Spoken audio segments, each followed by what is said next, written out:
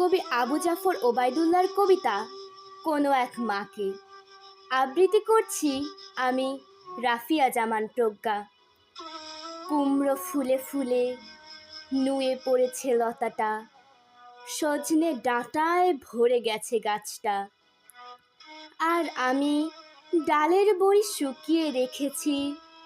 খোকা, তুই কবে আসবি, কবে ছুটি? চিঠিটা তার পকেটে ছিল, ছেঁড়া আর রক্তে ভেজা। মাগো, ওরা বলে সবার কথা কেড়ে নেবে, তোমার কোলে শুয়ে গল্প শুনতে দেবে না। বলো মা, তাই কি হয়? তাই তো আমার দেরি হচ্ছে, তোমার জন্য কথার ঝুড়ি নিয়ে তবেই না বাড়ি ফিরব। লক্ষ্মী মা, রাগ করো না, মাত্র তো আর কটা দিন। পাগল ছেলে। মা পড়ে আর হাসে।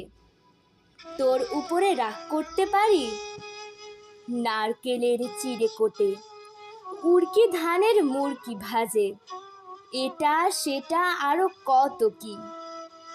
তার খোকা যে বাড়ি ফিরবে, ক্লান্ত খোকা। কুমড়ো ফুল শুকিয়ে গেছে, ঝরে পড়েছে ডাঁটা। পুঁইলতাটা নেতানো।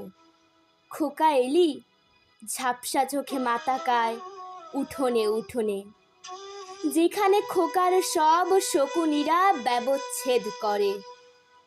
এখন মার চোখে চৈত্রের রোদ পুড়িয়ে দেয় শকুনিদের।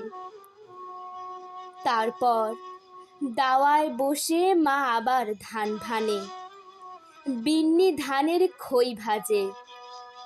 খোকা তার কখন আসে, কখন আসে।